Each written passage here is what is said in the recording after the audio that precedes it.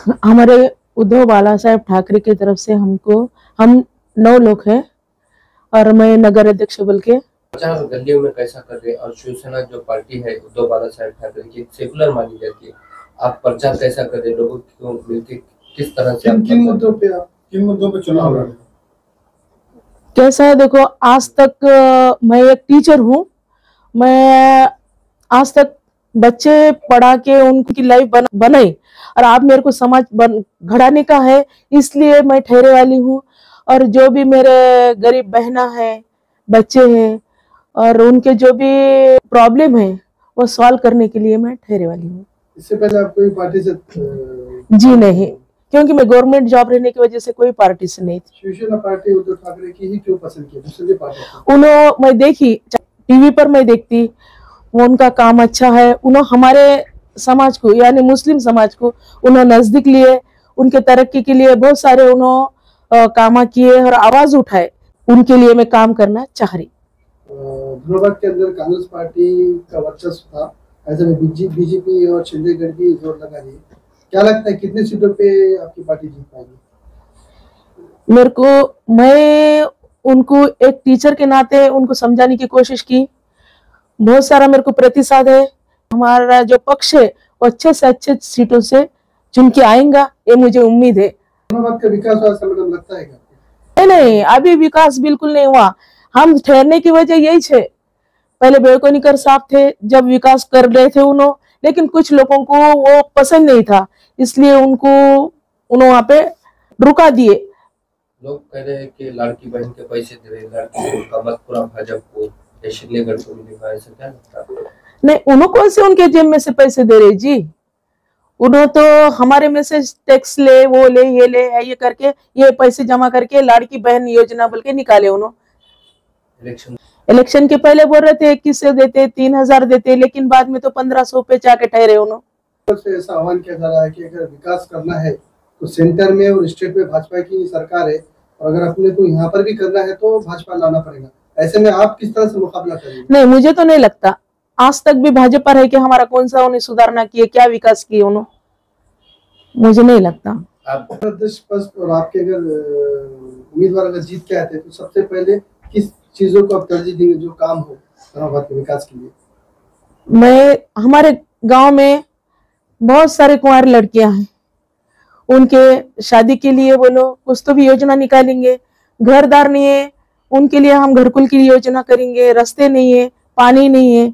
पहाड़ पे आप जाके देखिए, रामनगर पे इतनी टेकड़ी है, वहां नीचे से साइकिल पे पानी लेके जाते बच्चे, छोटे छोटे पानी के छोटे छोटे लोटे लेके जाते। वो हम कल जब प्रचार कर रहे थे देखकर हमको बहुत बुरा लगा। उनको घर रहने के लिए घर नहीं है, रास्ते नहीं है, नालियां नहीं है। उन्हें इतनी गलीज बस्ती में रहते, हम वहां पे 1 मिनट हमको ठहरना नहीं लगा। और वो लोग कैसे रहते होंगे शायद अल्लाह ही जानते। कितने सीटों पे इलेक्शन लड़ रहे हैं और पहली बार हमारे को देखने में आया कि शिवसेना उद्धव ठाकरे की पार्टी से किसी मुस्लिम महिला को जो तो नगर अध्यक्ष पद का उम्मीदवार ठहराया गया, आप क्या कहेंगे? मी डॉक्टर अनिल कुमार जयवंतराव रत्नाळीकर, मी retired assistant commissioner animal husbandry म्हणून रिटायर झालेला माणूस आहे। आणि आम्ही पूर्वीपासून सुरेंद्र बेळकोणीकर जिकडे आम्ही तिकडे असं आमचं आजही तत्व आहे। म्हणजे मी नोकरीला असताना देखील माझ्या घरच्या मंडळींना वगैरे मी त्यांच्यासोबत ठेवलेलं होतं, परंतु आम्ही कधी कोणत्या पदाची अपेक्षा करून आम्ही उद्धव बाळासाहेब ठाकरे गटासोबत नाहीत। ही सगळ्यात महत्त्वाची गोष्ट तुम्ही लक्षात घ्या। आमचे जे काही अध्यक्ष पदाचे आणि आमचे नगरसेवक म्हणून जे उमेदवार उभे आहेत ते आम्ही मोजके उभे केलेले आहेत। अध्यक्षासहित आमचे एकूण 9 उमेदवार उभे आहेत आणि ते 9चे 9 उमेदवार आमचे निवडून येतील, तसा प्रतिसाद आम्हाला जनतेकडून मिळत आहे। रिटायर होने के बाद डायरेक्ट भाजपा में चले जाते, आप उद्धव बाळासाहेब ठाकरे की पार्टी क्यों? साहेब, आमच्यावर जे इम्प्रेशन आहे किंवा प्रभाव म्हणता येईल आपल्याला त्याला, तो हा हिंदू हृदय सम्राट बाळासाहेब ठाकरे यांचा आहे। आणि त्या व्यक्तीनं कधीही कोणाशी कॉम्प्रोमाइज केलेलं नाही जनतेच्या सोयीशिवाय। आणि त्यांच्यापाशी सामान्य कार्यकर्ता मोठा झालेला आहे। त्यांनी कधी एक आमदार झाला म्हणून त्यालाच तिकीट वारंवार दिलेलं नाही। मी म्हणणाऱ्याचे तिकीट त्यांनी कापलेले आहेत त्यांच्या हयातीमध्ये। आणि त्यांचे चिरंजीव आहेत, उद्धव ठाकरे त्यांचे चिरंजीव आहेत आणि त्यांच्यामध्ये ते रक्त आलेलं आहे। त्याच्यामुळे त्यांना वाटते की बाबा आपला सामान्य कार्यकर्ता मोठा झाला पाहिजे आणि आपण सत्तेमध्ये सहभागी होऊन आपण कामं केली पाहिजेत, म्हणून त्यांनी मागच्या वेळेस भारतीय जनता पक्षाने जी गद्दारी त्यावेळेस केलेली होती इलेक्शनमध्ये, त्याच्यामुळे त्यांनी भारतीय जनता पार्टीला नमस्कार करून शरद पवार यांच्या राष्ट्रवादी सोबत आणि काँग्रेस सोबत युती करून त्यांनी एक धर्मनिरपेक्ष राज्यही उपस्थित केलं होतं. सोळा त्यांच्या काळामध्ये कोविड आला. कोविडच्या काळामध्ये त्यांनी जे काम केलंय ते आंतरराष्ट्रीय स्तरावर गेलेलं आहे. हे विरोधक विसरत आहेत. आता घरी बसून काम केले, तुम्ही आम्हालाही घरी बसवलं होतं. कोरोना काळामध्ये आम्हालाही तुम्ही घराच्या बाहेर निघू देत नव्हते. आणि त्या व्यक्तीनं त्या जे काही 2-2.5 वर्षामध्ये कामं केलेली आहेत तीच कामं आता पुढे येत आहेत. फक्त त्याचं स्वरूप वेगळं केलेलं आहे, परंतु तीच स्ट्रॅटेजी हे शासन देखील वापरत आहे. सर आपको ऐसा नहीं लगता है क्या उद्धव ठाकरे की पार्टी जो है अभी जो आपके जो सैनिक है एक करके शिंदेगढ़ में जा रहे हैं, तो कहीं ना कहीं उद्धव ठाकरे साहब की जो पार्टी है वो कमजोर होती नजर आ रही है पूरे महाराष्ट्र में? मेरे को ऐसा लगता है कि आपकी इंफॉर्मेशन गलत है. आखरीला साहेब जनावर खुट्यालाच येते. आता रिव्हर्स ऍक्शन सुरू झालेली आहे. येत्या काळात बघा तुम्ही किती सोडून गेलेले होते आणि किती परत येतील हे तुम्हाला 1 महिना 2 महिन्यामध्ये स्पष्ट होऊन जाईल. विकास नहीं हुआ, उसमें तेजी लाएंगे क्या आप कामों? हम तेजी 100% लाएंगे. हमारे धर्माबाद की मजबूरी ये है कि पहले हमारा खासदार हिंगोली का था, आज हमारा खासदार नांदेड़ का है. पहले हमारा आमदार भोकर का था, आज हमारा आमदार नायगांव का है. ये सब जनों जहां वोट बैंक है उसी तालुके में खुद को कॉन्सन्ट्रेट किए हैं.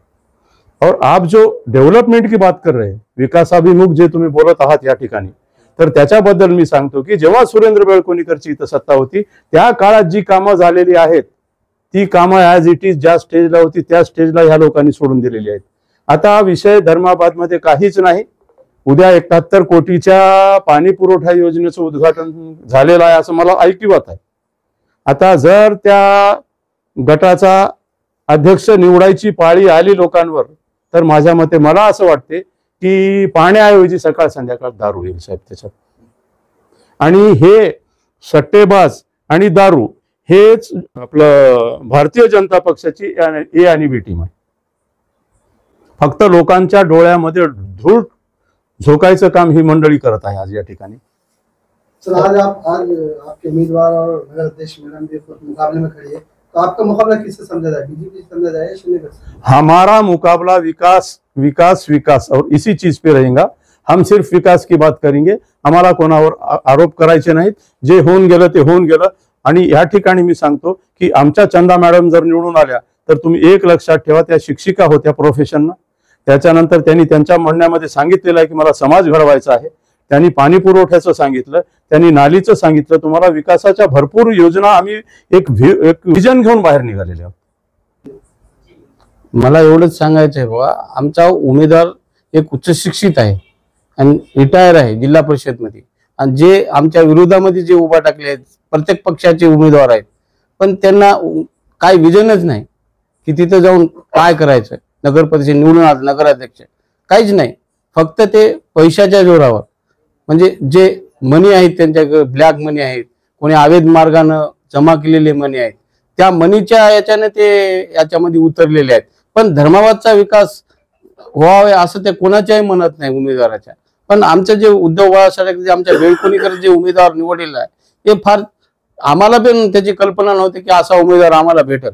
हे अचानक आम्हाला हे झालं की बा आम्हाला खुशी झाली की बा आम्हाला एक मुस्लिम उमेदवार चांगला भेटला आणि त्याच्यामुळे आम्ही प्रगती करू शकाल. याचा आम्ही विकास जे थांबलेला आहे 5 वर्षापासून 6 वर्षापासून, आणि त्या विकासाला गती मिळून 100% मी गॅरंटी देतो की आम्ही इथचा उमेदवार निवडून आल्यावर 100% धर्माबादचा कायापालट होणार म्हणजे होणार. याच्यात महाविकास आघाड़ी के जो 3 पक्ष है उसमें आपकी युति नहीं हुई, ऐसे में आप अपना लड़ रहे कांग्रेस अलग लड़ रही है, तो ऐसा नहीं लगता है कि वोटों का विभाजन होगा और कहीं ना कहीं दूसरी पार्टी को फायदा हो जाए? नाही नाही, असं काहीच नाही. कारण खासदार येऊन आज 1.5 वर्ष झाले, खासदार भेट द्यायला सुद्धा नाही. कारण खासदारासोबत आम्ही मेहनत करून खासदारांना निवडून आणलो, पण आज खासदार धर्माबादला यायला तयार नाही. काँग्रेसची आज परिस्थिती सांगतो, त्यांचे जे उभा टाकलेले आहेत सगळे अध्यक्ष नगरसेवक आता विचलित झालेले आहेत. काय करावं त्याला सुधारणा झाले म्हणजे काय कोण्या पद्धतीने दिलं, कारण वेळच नाही खासदाराला इकडे धर्माबाद तालुक्याला हे वेळच द्यायला त्यांना. आणि आतापर्यंत 1ही रुपया निधी दिला नाही. 2 वर्ष 1.5 वर्ष व्हायले, त्यामुळे त्यांचं काँग्रेसचं काही अस्तित्वच राहिले नाही इथं. त्यामुळे ते काँग्रेसची आम्हाला चिंता नाही. भाजपाचा आमदार आहे, आता चालू रनिंग मध्ये आहे, फक्त व्हॉट्सअपवर ह्याच्यावरच फक्त विकास करू, पण 5 वर्ष गेल्या 5 वर्षापासून आमच्या धरोगावर एकही विकास झाला नाही. तुम्हाला मी सांगू इच्छितो, मी 12 वेळेस आम्ही अर्ज केलो, त्यांना दिलो, सगळ्याला दिलो. जसे आहे पंचायत समितीची बिल्डिंग अर्धवट आहे सर, वसतिगृह आहे इथं विद्यार्थ्यांना 300 लोकांचं वसतिगृह ते आजही अर्धवट आहे. आणि मुलींचं वसतिगृह आहे, उद्घाटन केलेलं आहे, पण तिथं मुलींना राहण्यासाठी हे नाही. असे अनेक योजना आहेत. ग्रामीण रुग्णालयाची आमची मागणी आहे, ते अजून मागणी पूर्ण झाली नाही. ते जे तालुका झालाय आमच्याच काळामध्ये झाला, धर्मावतला हे जे विकास झाला सुरेंद्र बेळकुणकरच्याच काळात झाला. आतापर्यंत हे काँग्रेस जे आज बीजेपी म्हणते आम्ही असं करू तसं करू, काहीच केलं नाही. त्यांना आमदार राहून सुद्धा केलं नाही. 5 वर्ष केले होते, अजून 5 वर्ष आमदार आहे. फक्त विकासाच्या गोष्टी आहेत, पण काहीच नाही. फक्त टक्केवारी घ्यायची एवढं त्यांना माहित आहे. आमच्या जे समोर उमेदवार आहेत, नगराध्यक्ष, नगरसेवक, पण त्यांचं हे बघा, काय ते नगर पालिकेमध्ये येऊन काय विकास करू शकतील का? म्हणजे ते तिथे गेल्यावर मी आपल्या माध्यमातून सांगू इच्छितो, मला एकच म्हणणं आहे की बा त्या सगळ्या नगरसेवकाला उभा टाका स्टेजवर आणि त्यांना प्रश्न विचारा, कोण प्रश्नाचं उत्तर दिलंय त्याला निवडून द्या. माझी एवढीच मागणी आहे, बाकी काही नाही. विकासाचा फक्त त्या नगर सगळ्या अध्यक्षांना उभा टाकायचं, फक्त एक अर्ज लिहून दाखवा म्हणा जिल्हाधिकाऱ्यामध्ये, आणि इंग्लिशचं पत्र आलं तर वाचून दाखवा म्हणा. मी तुम्ही त्याच्या कानाखालून आम्ही सगळे माघारी घेऊ. कारण कोणाच असं येणार नाही की बा सुद्धा अर्ज सुद्धा लिखता येणार नाही. फक्त त्याचे पती कामाला, त्याचे धंदे काय सर सांगतोय धर्मावाच्या, दारूचे, मटका, जुगार असे अवैध धंद्यामधून पैसा जमा केलेला आहे. ते पैसा आज बाहेर काढत आहेत, एक लालच दाखवत आहेत की बाबा आम्ही पैशामुळे जिथून येतो.